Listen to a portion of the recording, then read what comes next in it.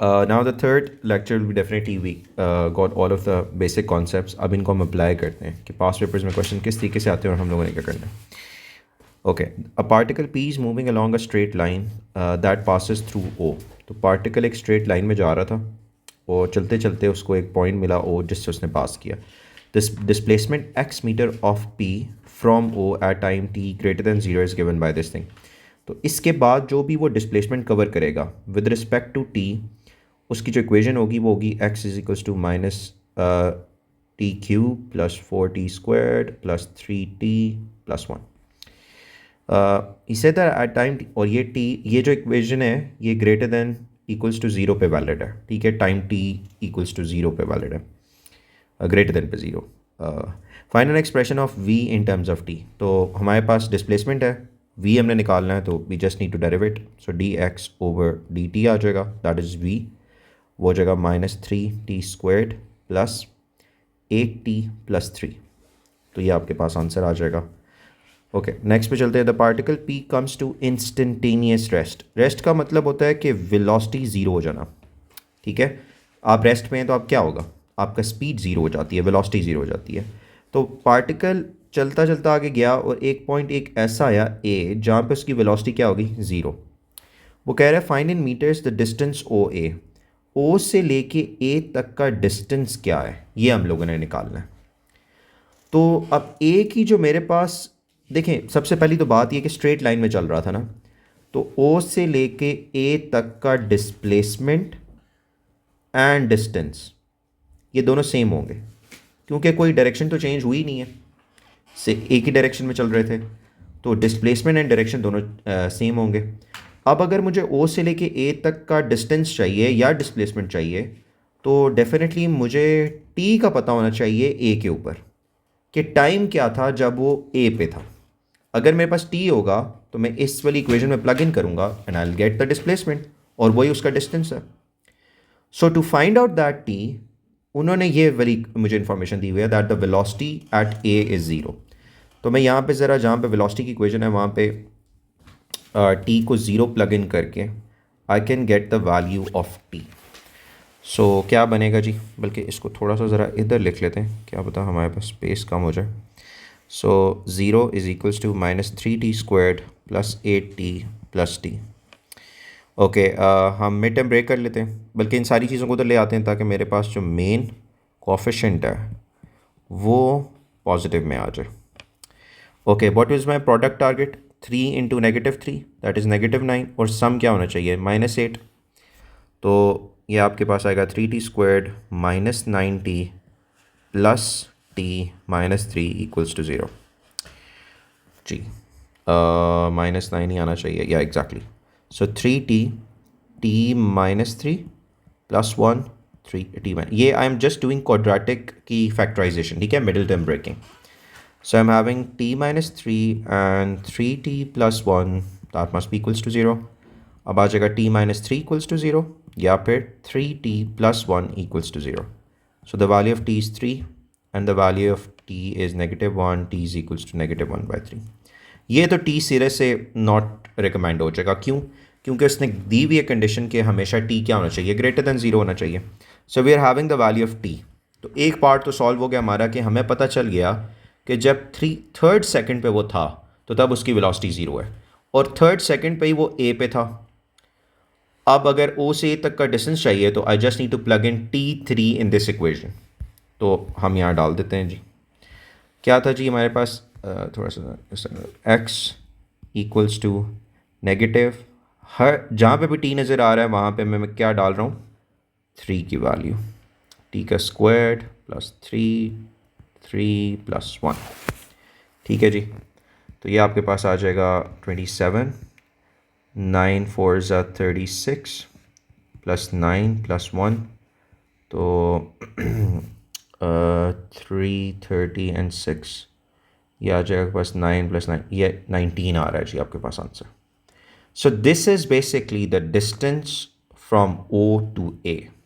तो इस तरीके से आपने क्वेश्चंस को देखना है कि क्या चीज़ मेरे पास अवेलेबल है और क्या मुझे चाहिए जिसके थ्रू मैंने ये सारा काम करना है. So 19 metre will be your answer. इस क्वेश्चन के मार्क्स हैं आपके पास 4. Okay, going to the next one. Now I said that a particle p is moving along a straight line. At time t second, the displacement s meter of p from a fixed point o on the line is given by this thing. Okay, again मैं इसमें एक diagram बनाता हूँ. Particle p move कर रहा था और एक फिक्स पॉइंट o से जब वो गुजरा, स्ट्रेट लाइन में मूव कर रहा था, तो उसके बाद से जो उसका डिस्प्लेसमेंट की इक्वेशन है वो है हमारे पास इस फॉर्म में. और ये डिस्प्लेसमेंट की इक्वेशन t0 से लेकर t5 तक वैलिड है. ये बात याद रखिएगा, ठीक है.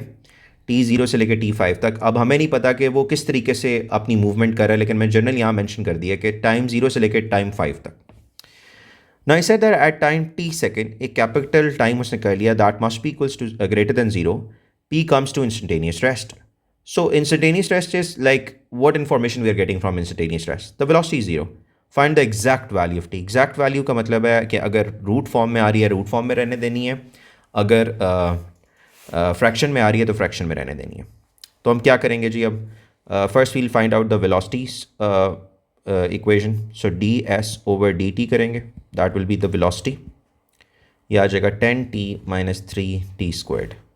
ठीक है, तो v आ जाएगा 0, तो यह आ जाएगा 10t माइनस 3t स्क्वायर्ड. ठीक है जी. ओके, अब या जस्ट टेक t कॉमन, या और तो कुछ आ नहीं रहा. 10 minus 3t. So we're having two values of t. Either t is equals to 0 or 10 minus 3t equals to 0. So 10 is equals to 3t. So 10 by 3 will be the value of t. Now I said that the t must be greater than 0. It can't be equal to 0 as well. तो ये तो ignore हो जाएगा. So we're having t as 10 by 3. तो ये जो आपके पास exact value t आई है ना when v is equals to 0, ये आपने as it is लिखनी है 10 by 3 seconds. ठीक है जी, ये आपके पास आंसर आ जाएगा. Okay, going to the next one. या now this question is really important to understand के हो रहा क्या. Now find the total distance travel by the particle between t0 and t5. भाई इसमें प्रॉब्लम ये होगा कि most of the students what they will do, they will put the value of t as 5 in the equation. ठीक है, और वो आपको कह देंगे जी कि ये आ जाएगा आपके पास डिस्टेंस. अब एक चीज़ जो यहाँ पे शायद इससे पहले लेक्चर में क्लियर नहीं हुई, जब भी कोई पार्टिकल इंस्टेंटेनियस रेस्ट में आता है तो इसकी एक कंडीशन ये भी होती है कि वो पार्टिकल वहाँ से अपनी डायरेक्शन चेंज करे. देखिए मैं आगे जा रहा हूँ ना, और आगे जाके मैं यहाँ से अपनी डायरेक्शन यू टर्न लेता हूँ. यू टर्न लेके मैं दोबारा बैकवर्ड साइड पे आ रहा हूँ. सो मैं यू टर्न लेते हुए मेरी वेलोसिटी 0 होगी. ये भी चीज़ ध्यान में रखिएगा. जब भी पार्टिकल अपनी डायरेक्शन रिवर्स करेगा तब भी वेलोसिटी 0 होती है. दूसरी कंडीशन, इस चीज़ को आप यूँ भी देखें कि मैं बॉल ऊपर फेंक रहा हूँ और वो ऊपर जाके एक पर्टिकुलर पॉइंट टाइम पे वो 0 हो जाती है वेलोसिटी, और फिर वो नीचे की तरफ आएगी. तो इस जो आपके पास पीक जहाँ पर डायरेक्शन रिवर्स करने का टाइम आएगा, तो उधर इंफॉर्मेशन हमारे पास क्या होती है, दैट योर वेलोसिटी इज 0. यही कॉन्सेप्ट यहाँ पे अप्लाई हो रहा है. Now he said that find the total distance travel by the particle between t0 and t5. What should be the first thing I should do? Now he's asking me for the total distance traveled. मैं पहले ये देखता हूँ कि t0 अगर plug in करूँ तो what is the displacement, and जब t5 प्लग इन करूँ तो what is the displacement. ठीक है, या एक और चीज़ भी मैं क्वेश्चन अपना स्टार्ट कर सकता हूँ. मुझे पता है कि जब वो मुड़ने के करीब था, लाइक यहाँ तक उसका डिस्टेंस इस पॉइंट के ऊपर, what is the time, that was 10 by 3. तो मैं ये वाला डिस्टेंस तो निकाल लूँगा by plugging the value of 10 by 3 in the equation. But मुझे इसके बाद की इंफॉर्मेशन कोई भी नहीं पता कि वो मुड़ के देखो 5 सेकंड में से सिर्फ उसने इतना अपना टाइम कंज्यूम किया है, बाकी टाइम वो किस तरह गया है, किस स्पीड में गया है बैकवर्ड्स, वी डोंट नो. ठीक है, आपके पास देखें ये 0 time 0 t is equals to 0 और t is equals to 10 by 3 में ये जर्नी ट्रैवल हुआ है. अब 5 में से ये पोर्शन तो यहाँ तक ट्रैवल हुआ, उसके बाद वापसी पे वो किस स्पीड से बैकवर्ड्स गया है और उसकी फाइनल पोजीशन क्या थी, वी डोंट नो एनीथिंग. सो हम बेहतर यही है कि सबसे पहले ना इस कंडीशन को देख लेते हैं कि ये डिस्टेंस कितना है. तो इस डिस्टेंस को निकालने के लिए मैं डिस्टेंस का फॉर्मूला यूज़ करता हूँ. S is equals to 5t squared minus T cube. अब यहाँ पे हमने क्या करना है, we are having the value of t, that is t is equals to 10 by 3. तो s आपके पास क्या आ जाएगा, 5 10 by 3 whole squared minus 10 by 3 का क्यूब, ठीक है। सो 10 का स्क्वायर इज़ 100, 3 का स्क्वायर इज़ 9, माइनस 10 का क्यूब इज़ 1000, 3 का क्यूब इज़ 27। 5 को मल्टीप्लाई कर देते हैं इसके साथ, तो ये हो जाएगा 500/9 माइनस 1000/27। तो इसको भी हम 27 बना देते हैं 3 से मल्टीप्लाई करके, तो that is 1500 divided by 27 minus 1000/27। तो ये आपके पास आ जाएगा जी 1500 माइनस 1000 डिवाइडेड बाय 27, तो ये आ जाएगा 500/27। अच्छा याद रखिएगा, मैं अभी स्पेसेस को इतना ध्यान नहीं रखना, आप क्वेश्चन यहाँ से ही स्टार्ट करें ताकि आपके पास स्पेस हो। सो ये डिस्टेंस मेरे पास आ गया है कहाँ से लेके कहाँ तक का, T0 से लेके T10/3 तक का। That is how much, 500/27। Now I need to see कि जब वापस गया तो किधर था वो, लाइक किस स्पीड से गया, और T5 सेकेंड पे वो कहाँ पे होगा। तो मैं ये देखूंगा कि T5 को अगर मैं डिस्प्लेसमेंट की इक्वेशन में पुट करूं, let's see what we are getting. Now I am plugging T5, that was my extreme time. तो T5 जब आप यहाँ प्लग इन करेंगे तो आपके पास आएगा 5 cube minus 5 cube which is equals to 0। तो इसका मतलब ये है कि जो बाकी टाइम था उसमें उसने स्पीड बढ़ाई और वो अपने इनिशियल पॉइंट पे आ गया। मतलब at T is equals to 5 उसका डिस्प्लेसमेंट क्या आ रहा है, 0। डिस्प्लेसमेंट 0 क्यों आ रहा है कि जिस पॉइंट से उसने शुरू किया था दोबारा वो उसी पॉइंट पे आ गया। तो इसका क्या मतलब है कि उसने यहाँ से लेके यहाँ तक 500/27 कवर किया था, तो वापसी पे भी 500/27 ही कवर किया। तो what will be the total distance, we need to multiply it with 2। So 500/27, या आप इसको इस तरह लिख ले 500/27।